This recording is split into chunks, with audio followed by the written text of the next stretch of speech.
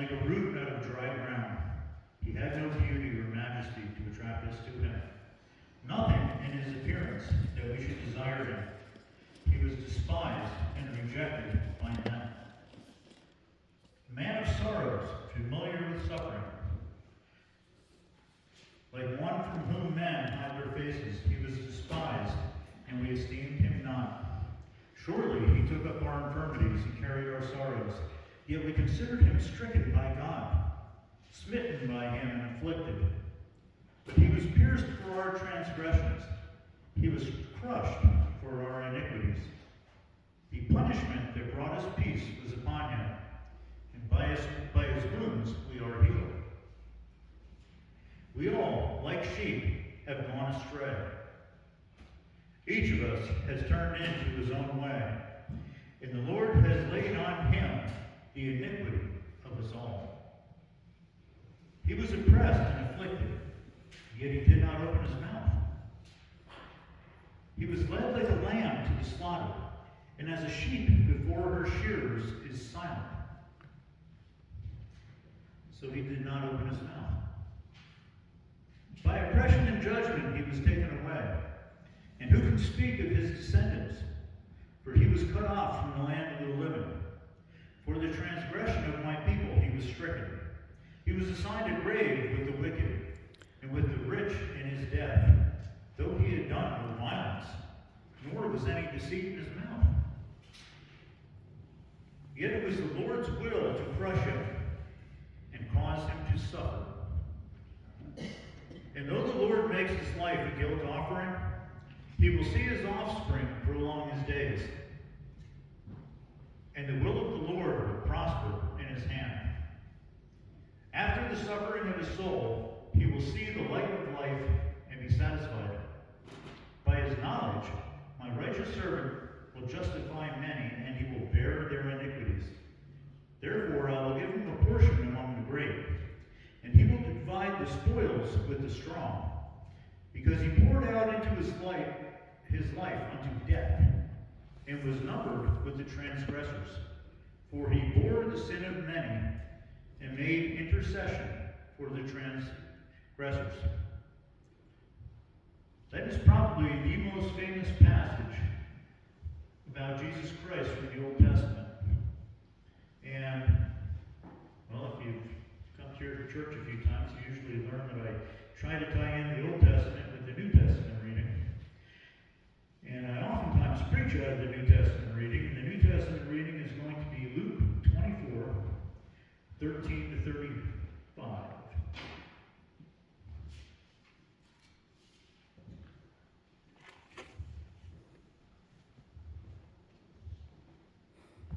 The really cool thing about Easter is it didn't end on Sunday. Last Sunday. It began last Sunday. That is the beginning of the story of Jesus Christ. Yes, it did start back in the Old Testament, as I just read. But the thing is that the true meaning of Easter, of the resurrection, just started last Sunday.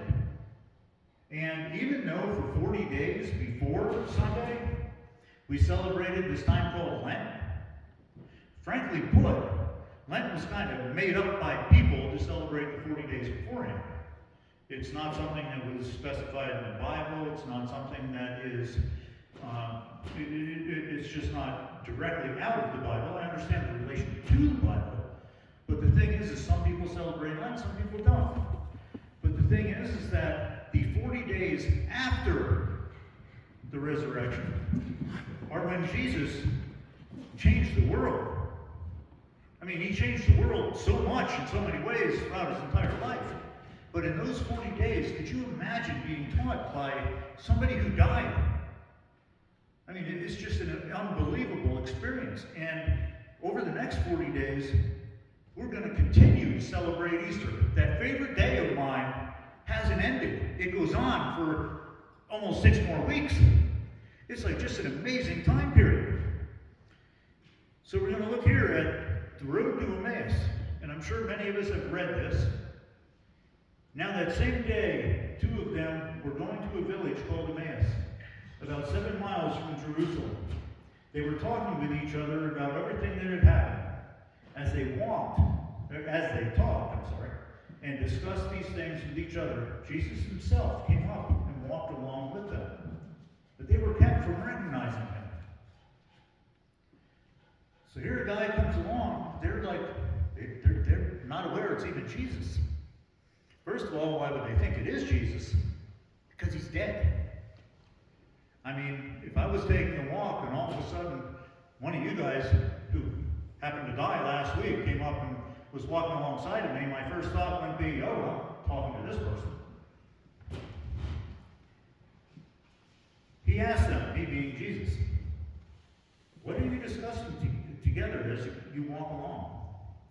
They stood still, their faces downcast. One of them, named Cleopas, asked him, are you only a visitor to Jerusalem and do not know the things that have happened here in these days? They're like, how do you not know what's going on, man? How do you not know?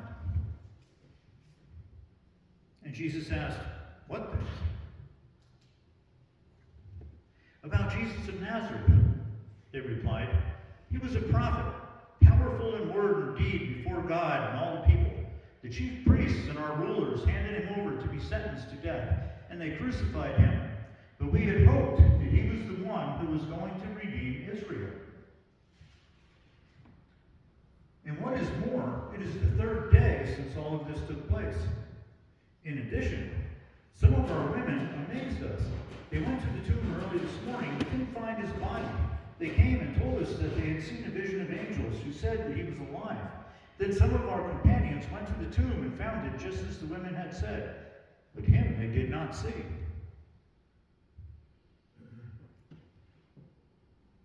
He said to them, again, he being Jesus, he said to them, how foolish you are, and how slow of heart to believe all that the prophets have spoken. Did not the Christ have to suffer these things and then enter his glory? And this is a spot where I want to digress a little bit and jump into a book that I've been reading. But can you imagine Jesus standing next to you and saying, how foolish you are, and how slow of heart to believe all that the prophets have spoken? Imagine that. You think it might cut deep? Especially, nobody's exactly sure who, one guy was Cleopas. He wasn't one of the disciples, obviously, but he was obviously part of the way at the time.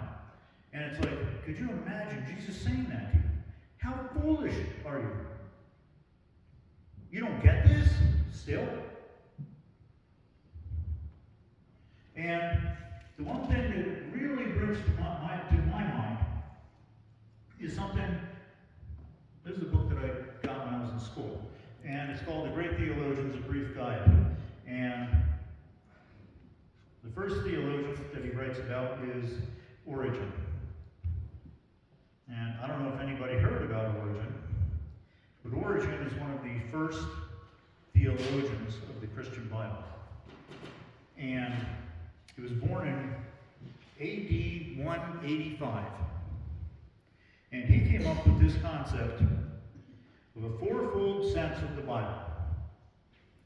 And the first is a literal or historical sense, which means, in the case of the Old Testament, what happened in the text. Let's say a passage of Genesis 22, the story of Abraham's near sacrifice of Isaac.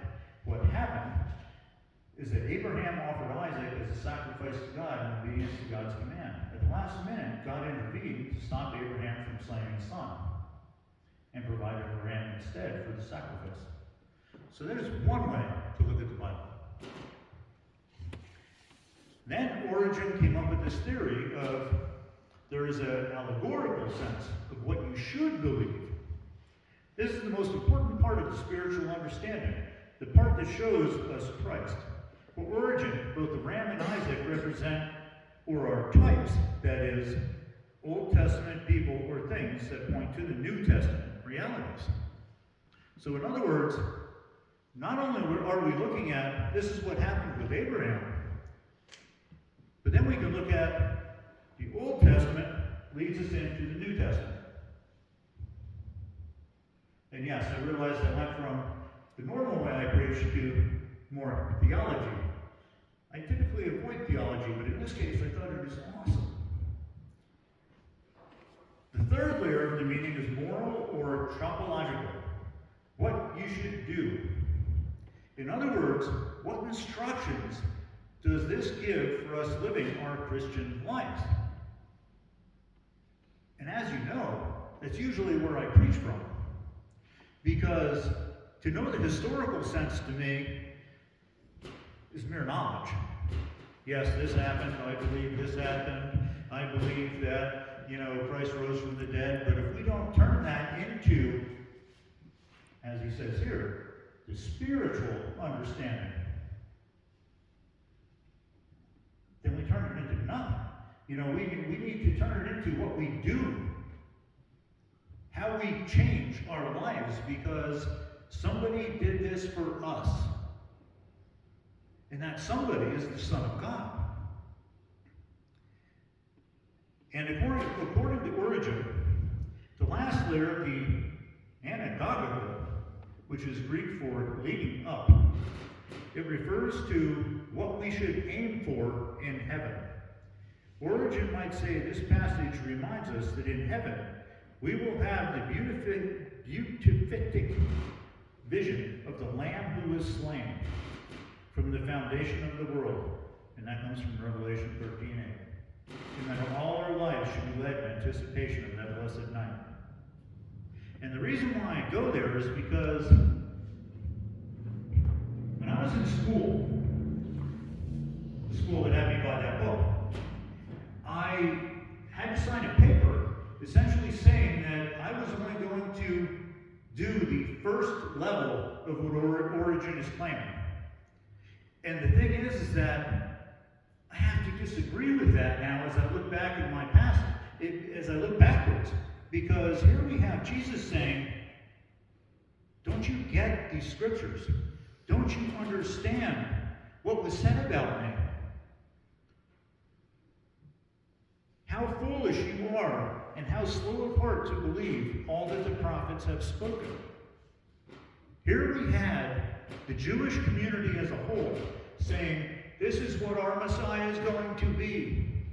And they disagreed with Jesus so much that they hung him on a cross.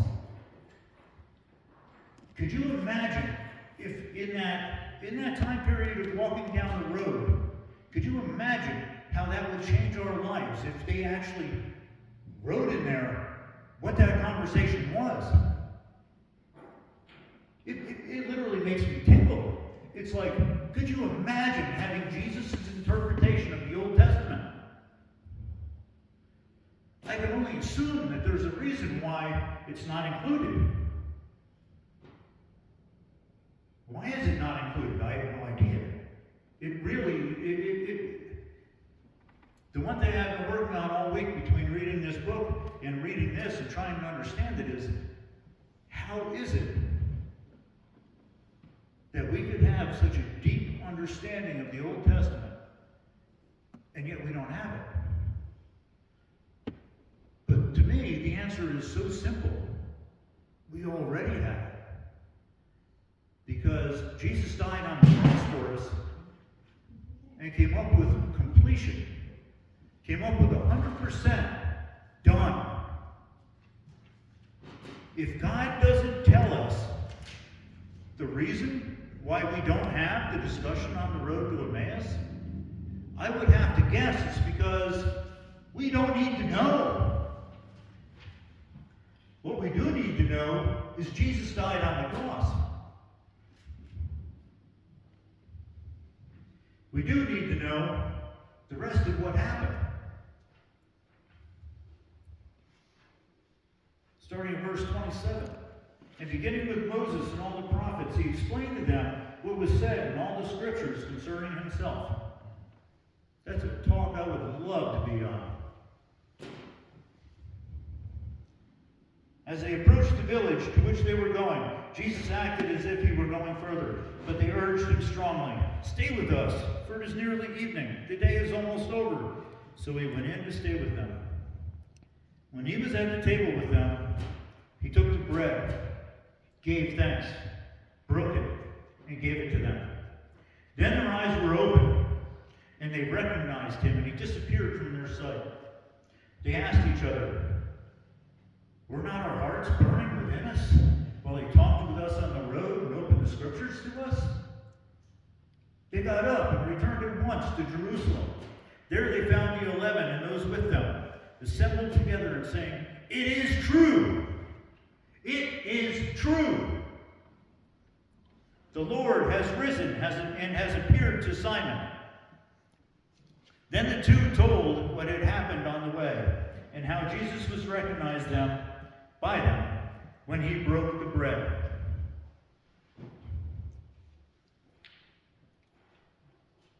If breaking the bread means so much to Jesus, then it has to mean something to us. And if not knowing all the details of that road to Emmaus discussion, I would have to say that has to mean something to us too. Because the more important thing that I'm seeing anyway is the breaking of bread. The breaking of bread and coming together in community, and coming together to love each other, and coming together to see that he is the Christ. And it doesn't mean that we have to define that. That's the thing that I read about these theologians. That's the thing that gets me with this. These people, wonderful people, great concepts, they studied the Bible, but they argue over things that the next chapter is Athanasius. And Athanasius was I don't know how many people ever heard of Athanasius, but the thing is he is pretty much the father of the Trinity.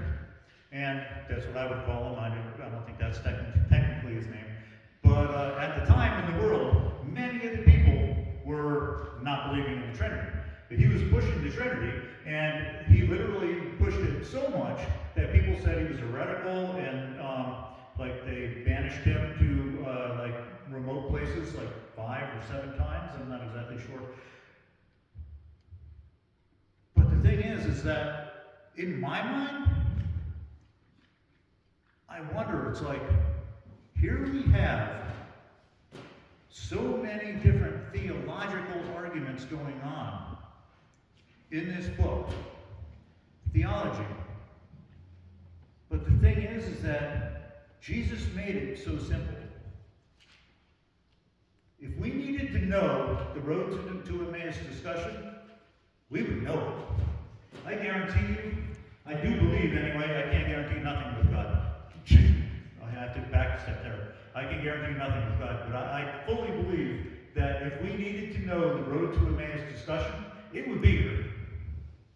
But what mattered to Jesus was celebrating, if you want to call it this, celebrating his death, celebrating the unity of drinking his blood and eating his flesh. And that is what brings us together. That's what brings us together, to love each other and to love God. So when we have to argue over doctrine, even though I'm sitting here reading it, I understand this. It's a quandary. The most important thing is what Jesus showed us. Break bread together. Love God, love others.